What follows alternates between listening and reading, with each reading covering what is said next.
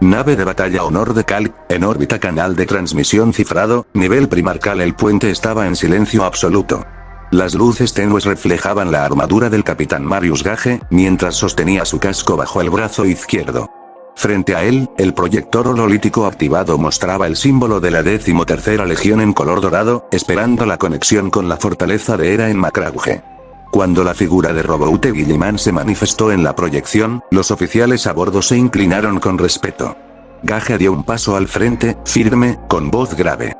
Informe de campo del capitán Marius Gage. Confirmo la estabilización total del planeta tras una revuelta masiva contra las fuerzas de ocupación de la 8ª Legión. La imagen del primarca era serena, pero inquisitiva. La insurrección fue liderada por antiguos remanentes del régimen preimperial, equipados con artefactos de alto poder destructivo conocidos como Teigus. Fueron contenidos, eliminados y neutralizados con éxito. Contamos con 7 Teigus en cápsulas de vacío bloqueadas por campos de disrupción, bajo supervisión directa del Mechanicus de la 13ª. Gage hizo una pausa. 2 líderes insurgentes fueron capturados vivos.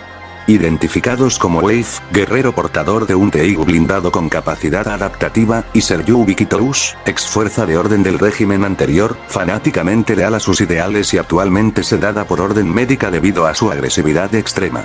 Tras un segundo de silencio, Gage prosiguió. La 8ª Legión arribó durante el conflicto. Su despliegue fue táctico, letal.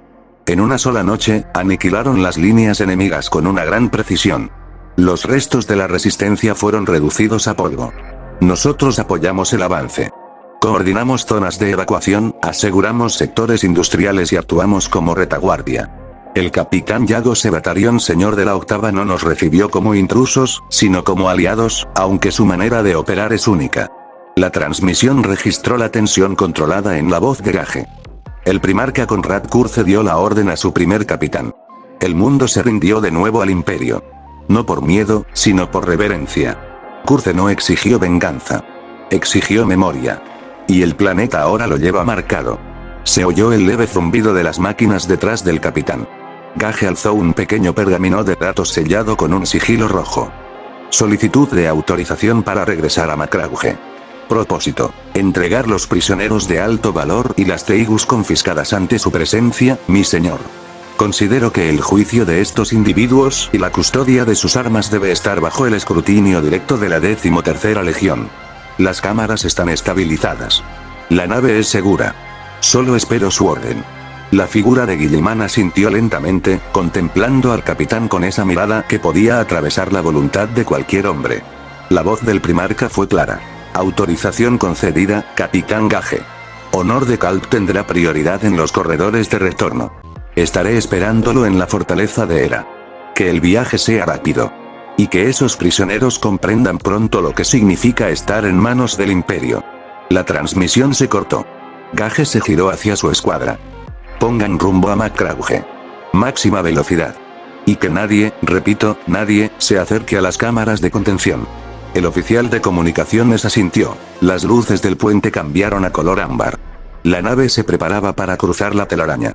Con un estruendo que sacudió el vacío, la nave entera fue envuelta por un fulgor dorado y azul. Como si la realidad misma se rompiera, el casco tembló, y una grieta radiante se abrió delante de la proa, la entrada a la telaraña del imperio. No era disformidad. No era espacio real. Era algo más antiguo. Más puro.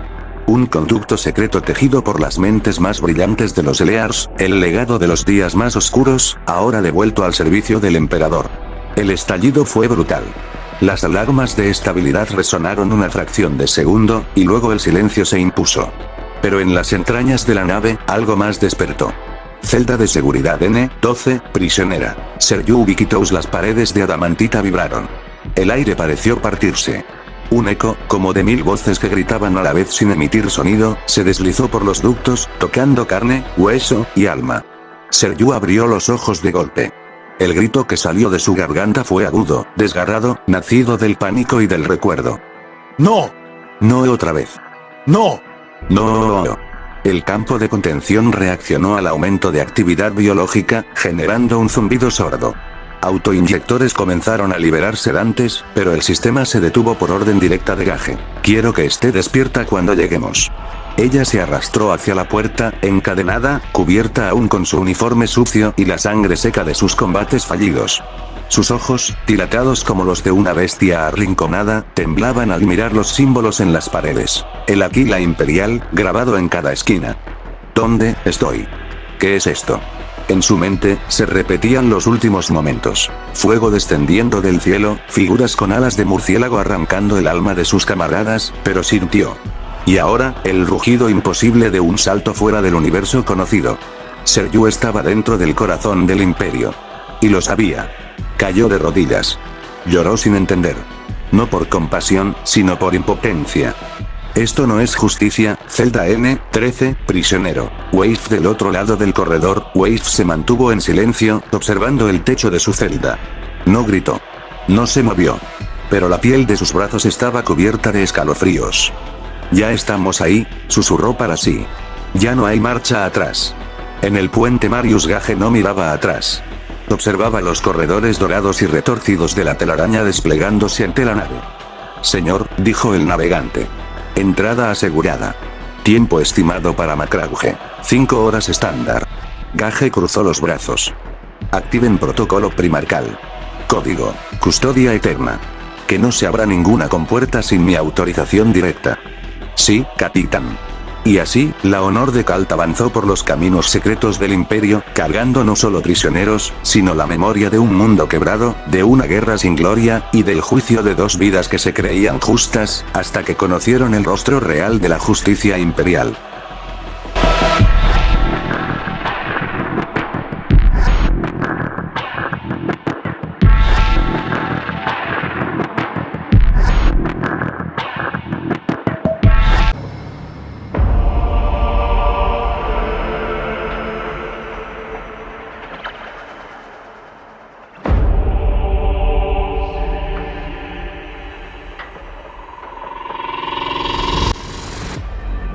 Fortaleza de Hera, cámara de guerra primarcal, Macrauge. El eco de la transmisión de Gage se desvaneció, dejando a Roboute y Guilliman solo en la penumbra de la sala de deliberación. La arquitectura a su alrededor era majestuosa, funcional y silenciosa. Pero su mente estaba lejos. Anclada a un nombre, a una visión, a una anomalía que había presenciado al inicio de esta nueva era. Prisioneros, repitió en voz baja, mirando el informe proyectado. Y entonces vino el recuerdo. Aquel día en Terra, al inicio de la Segunda Gran Cruzada, cuando el emperador se alzó de su trono y los primarcas respondieron al llamado. Curze llegó entre los últimos. Pero no vino solo. Una mujer caminó tras él. Cabello azul, mirada helada, expresión inquebrantable. Esdeat. Había sido la primera figura no imperial traída ante el emperador por voluntad directa de un primarca. Un acto que hizo que más de uno, incluso entre los hermanos, observara con recelo. Pero no se dijo palabra alguna contra Curze. Porque lo que él traía, ya estaba marcado. Con un sello grabado con miedo. Guilliman recordaba las palabras exactas del emperador. Una servidora de la humanidad. Leal a quien la salvó del abismo. Valdrá más que 1000 esclavos. Será forjada por el fuego y el arte. Déjala crecer. Y así fue. Fulgrim, siempre atento a lo estético y lo letal, pidió tenerla como aprendiz. Y Curze aceptó, bajo la condición de que si fallaba, él mismo la ejecutaría. Ahora, esa misma mujer estaba en Terra, al frente del conflicto más incierto del milenio, la defensa de la puerta dimensional hacia un mundo desconocido. Guilliman entrecerró los ojos. Y ahora, el mundo de donde nació me entrega a sus contradicciones, murmuró. Seryu y Wave, enemigos del pasado de Esdeat. Representantes de lo que ella eligió no ser. Fanáticos que sirvieron a un régimen extinto, y que ahora serían juzgados por el imperio que reemplazó a aquel mundo moribundo. Un ayudante de campo ingresó, con armadura azul y capa blanca. Se inclinó, sin hablar de más. El Honor de Kalt ha ingresado en órbita. El capitán Gage solicita permiso para descender con los prisioneros. Guilliman asintió. Concedido. Que descienda. El ayudante se retiró. El primarca dio la espalda al trono de guerra, sus pensamientos aún flotando en el recuerdo de Esdeat. No podía evitar la ironía. Esa chica había conquistado un lugar entre los suyos, mientras tantos mundos aún se debatían entre fe y terror. Curze, siempre viste más allá del horror, susurró Guilliman. La redención existe, cuando se impone con certeza. Quizá esta vez también pueda repetirse. Pero él sabía que estos prisioneros no eran como Stead. No venían con voluntad de redención. Venían para ser juzgados por el nuevo orden de la humanidad. Y él, Roboute Guilliman, sería su juez.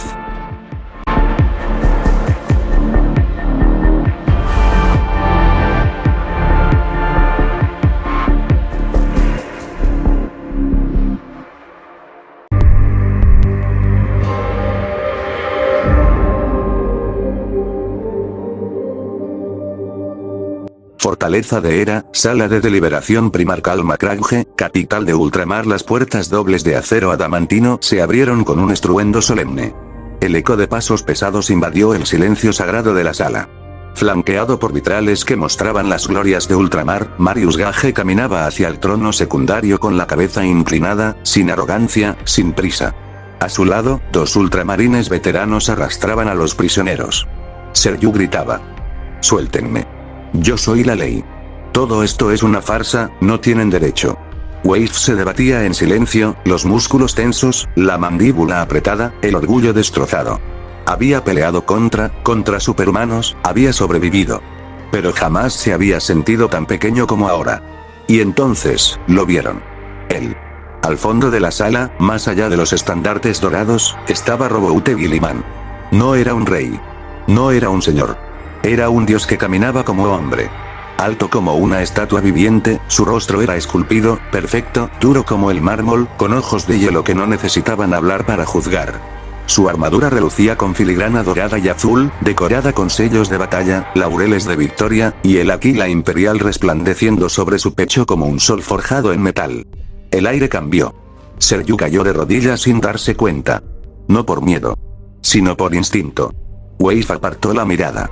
No podía sostenerla. Ningún guerrero podía. Había visto lo que un ser así podía hacer con una sola orden. No con ira, sino con lógica. Con deber. Gage se detuvo. Frente al trono, se arrodilló con solemnidad. «Mi señor primarca», dijo con voz clara, cumpliendo su voluntad, «he regresado desde el asignado Tenebris Secundus. Presento ante usted a 2 prisioneros de alta prioridad capturados durante la insurrección. Seryu Ubiquitous y Wave, antiguos miembros del aparato militar del régimen anterior. Leales al viejo orden. Responsables de múltiples crímenes contra los agentes del imperio». 2 sacerdotes del Mechanicum avanzaron, sin pronunciar palabra, llevando entre sus brazos cápsulas blindadas, cada una cubierta por runas de contención y jaulas de éxtasis. Estas son las Teibus recuperadas. Artefactos de enorme poder, manipulados sin control ni responsabilidad. Todas bajo contención, selladas y desactivadas. Solicitamos juicio y directiva sobre su destino. Guilliman descendió un peldaño de su trono. Solo uno. Y el mundo pareció inclinarse con él. Su voz fue profunda, tan perfecta como el trueno contenido en una sala cerrada. «Marius Gage, capitán de la 13ª Legión, te reconozco. Has cumplido con honor». Su mirada cayó entonces sobre los prisioneros. Seryu aún temblaba. Había perdido la voz. Wave respiraba como un animal enjaulado. Guilliman se acercó un paso más. «Ustedes, que lucharon por un régimen de sangre y mentira. Que asesinaron en nombre de una justicia sin ley, y que rechazaron la mano extendida de un imperio que trajo orden a su mundo», su voz no se elevó. Pero el peso de cada palabra era como piedra. «Ahora conocerán el juicio de una civilización real». El silencio fue absoluto. Y luego, el primarca se giró hacia sus servidores. «Llevadlos al bastión de detención. Que sus mentes sean examinadas. Que sus verdades sean registradas. Y cuando todo esté claro, que vengan ante mí una vez más. Entonces sabremos si merecen morir, o vivir al servicio de algo más grande que ellos». Gage asintió. Los astartes comenzaron a arrastrarlos de nuevo. Pero ya no forcejeaban. Porque habían visto el corazón del imperio del hombre. Y sabían que no volverían a ser los mismos.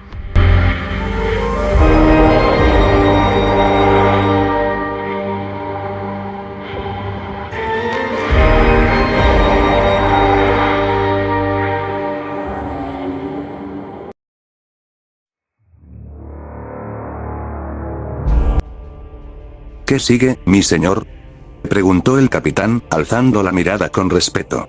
Guilliman se mantuvo en silencio por un instante. El primarca giró sobre sus talones y volvió al trono. Una holoesfera se proyectó frente a él, mostrando distintos sectores del imperio. Luces rojas, pulsantes como heridas, marcaban zonas en conflicto. Mundos leales sitiados. Flotas Xenos en expansión. Insurrecciones ocultas. Y en el centro, Terra. Muchos frentes arden, respondió el primarca, su voz grave, dictando estrategia como quien escribe con espada. Los hijos traidores de Fulgrim han reaparecido en las regiones exteriores del Segmentum Ultima. Su corrupción se filtra como veneno. Hemos perdido 3 mundos menores en menos de un mes. La holoesfera giró. Los Tau han avanzado en el borde oriental. Se han vuelto más osados, más rápidos. Han adaptado nuestras propias maniobras y las emplean con precisión aterradora. Su diplomacia es una máscara. Su expansión, un cáncer. Otro giro más. Y, mi hermano, Leonel Johnson, ha enviado un mensaje desde los límites del universo conocido. No solo ha descubierto una nueva raza Xenos, sino que ha clasificado su poder como absoluto.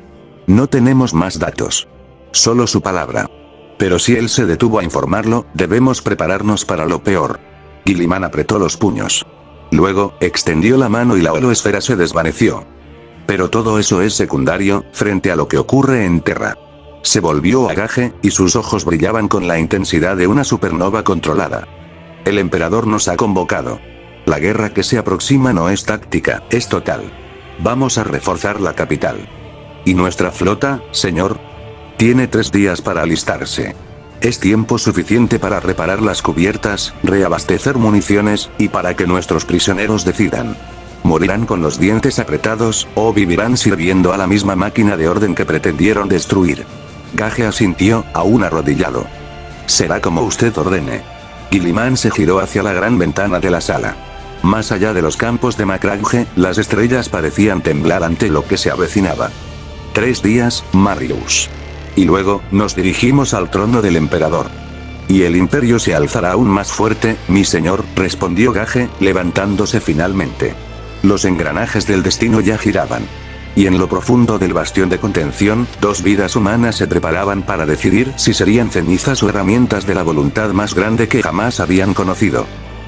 El transporte descendía como una lanza dorada desde el cielo.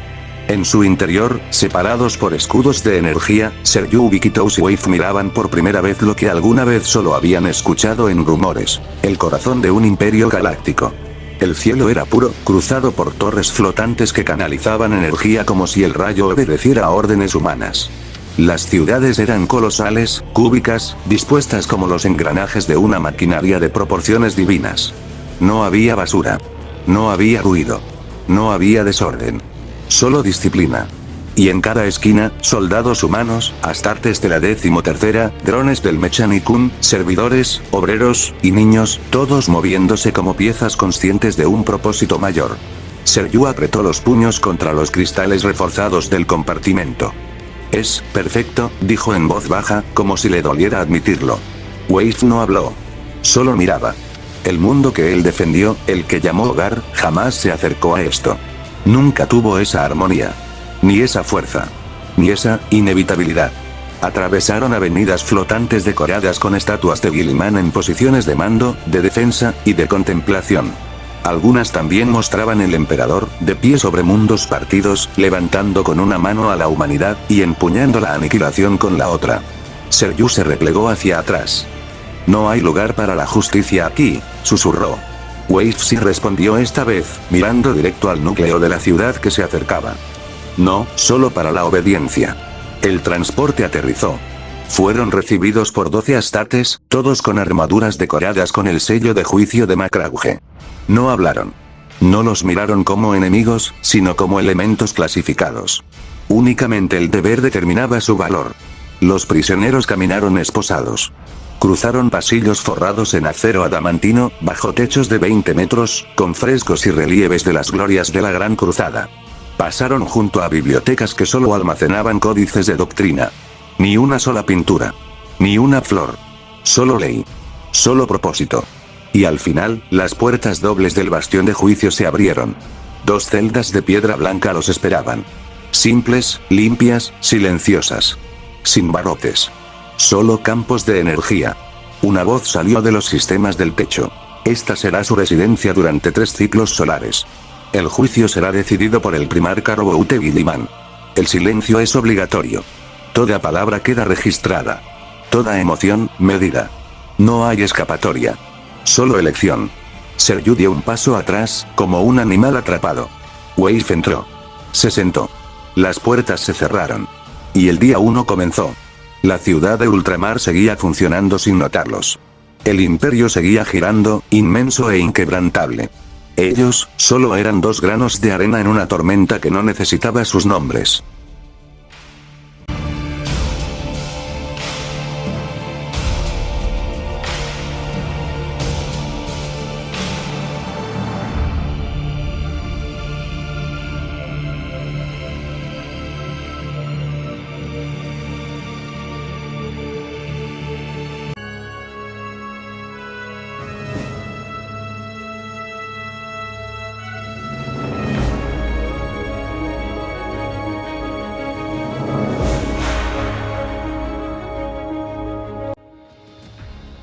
Hangar de atraque, Pillaro Fautun Sector Delta, en tránsito orbital. Minutos después del acoplamiento imperial la compuerta del hangar estaba abierta. El aire estaba limpio, demasiado limpio. Las luces, perfectamente calibradas. Todo estaba en su sitio. Todo estaba ordenado. Pero no era protocolo. Era instinto. Nadie quería parecer desorganizado ante lo que venía. La lanzadera descendió sin ruido. Silenciosa. Impecable. No vibraba. No rugía. Solo se deslizaba como si el vacío le perteneciera. Su diseño era ajeno, pero humano. Elegante, sin adornos innecesarios. Un arma que también era corona. Keyes lo esperaba con su equipo de mando al frente. Inmóvil. Mano cruzada a la espalda. El rostro, inquebrantable. Sabía que estaba por recibir al ser más desconocido y probablemente más peligroso que había pisado una nave de la UNSC. Y no iba a pestañear. A su derecha, John, 117. Sin postura hostil. Sin gesto visible, solo ahí. Como un bloque de acero esperando órdenes que tal vez no llegarían nunca. La compuerta de la lanzadera se abrió con un leve susurro. Sin vapor. Sin teatralidad. Y apareció. El emperador de la humanidad. Altísimo. Cubierto en una armadura de oro mate que no brillaba, simplemente absorbía cada reflejo. No había capa ondeante. No había símbolo en alto. Solo él. Un titán caminando entre estructuras construidas para humanos más pequeños, más frágiles, más breves. A su alrededor, sin que nadie lo vea con los ojos, el aire pesaba más. La atmósfera era más densa. Los bordes de la visión parecían cerrarse. Algo en lo profundo de cada mente gritaba que se arrodillara, que bajara la mirada. Pero Keyes no se movió, John tampoco. Porque eran soldados. El emperador caminó despacio. No con lentitud. Con dignidad. Cada paso tenía el peso de siglos. Cada gesto, la precisión de un ser que no necesitaba imponerse para hacerse sentir. Se detuvo frente a Keyes. Silencio. El capitán lo miró directo. El rostro sereno. Ni una sola arruga de tensión. La postura perfecta. Y entonces, habló. Bienvenido a la Pillaro Fautun, señor. Su voz era formal, pero firme. Sin servilismo. Sin desafío. El emperador asintió con suavidad. La atmósfera pareció aflojarse apenas. Agradezco el recibimiento, capitán. Y agradezco que aceptaran la transmisión diplomática tras nuestra intervención en la batalla. Keyes no respondió con sonrisas. Solo palabras medidas. No podíamos ignorar una nave de ese tamaño, ni lo que hizo. El alto mando quiere hablar con usted. Le ofrezco llevarlo a la tierra. El emperador no dudó. No pensó. Solo respondió, como si su decisión ya existiera antes de que la pregunta fuera hecha. Iré. Con una condición. Keyes ladeó apenas el rostro. Lo justo. La Bucephalus me acompaña. Se mantendrá en las inmediaciones del sistema. Visible. Hubo un silencio. Casi invisible. Apenas un parpadeo. El rostro de Keyes no cambió. No necesitó mirar al jefe maestro, ni consultar con nadie. No puedo permitirlo. Las coordenadas de la Tierra no son información que se comparta. Ni con aliados. El emperador lo miró. No hubo juicio. No hubo reproche. Solo comprensión. Entonces iré solo. Keyes asintió. Se lo agradezco. El jefe maestro no dijo nada. Pero sus ojos, ocultos tras el visor, no se apartaron ni un segundo del rostro del emperador. No porque lo viera como una amenaza inmediata, sino porque entendía lo que todos los presentes sentían y no decían. Ese hombre no necesitaba una flota para ser peligroso. Solo necesitaba hablar. Keyes dio un leve paso al frente. Su tono no cambió, ni su rostro. Era un hombre que entendía el teatro, que vivía para mantener la postura intacta aun cuando sentía que estaba frente a un dios. Entonces acompáñeme, emperador, tenemos que hablar. El emperador asintió, apenas. Por supuesto. Dio un paso junto al capitán. La escolta UNSC se activó de inmediato, rodeándolo sin armas visibles, marcando el perímetro diplomático. El jefe maestro giró en silencio y se colocó al flanco derecho. No por protocolo. Por instinto. Mientras el grupo avanzaba, las puertas internas del hangar se abrieron con una sincronía perfecta. Nada se rompía. Nada crujía. Pero el metal recordaba la presencia. Y entonces, sin voz, sin sonido, una palabra entró en la mente de Constantin Baldor. Como una campana en el vacío. Como si el universo mismo hablara por dentro del hueso. Baldor. La mente más disciplinada de toda la historia imperial no se sobresaltó. No preguntó. Escuchó. Dirige la Bucephalus. Da la vuelta. Lleva a Louise a Terra. Déjala en el trono dorado. Que vea el núcleo de nuestra civilización. Que vea la verdad. Una pausa. El tono seguía inalterable. Sereno. Inquebrantable. Prepara a los mejores. Al escudo. Al martillo. A los vindicaré. Cuando pise esa llamada tierra, Baldor. Si no hay voz en el vacío, haré que hablen con fuego. La señal vendrá por el Astronomicon. Sentirás mi voluntad. Como ordene mi señor, la conexión se cortó. No hubo eco. No hubo distorsión. Solo silencio. Absoluto. Y Baldor, solo en el puente de mando de la Bucephalus, abrió los ojos. No dijo una palabra. Curso a Terra. Ordenó con voz baja. Máxima discreción. Nadie sigue a esta nave. Y la Bucephalus, sin que nadie en la UNSC lo supiera, giró sobre su eje como una bestia callada, dejando el campo diplomático atrás. Mientras, en los corredores de la Pillaroth Autumn, el emperador caminaba al lado de Jacob Keyes, su figura dorada sin emitir amenaza alguna. Solo esperando el momento de hablar. O de ordenar.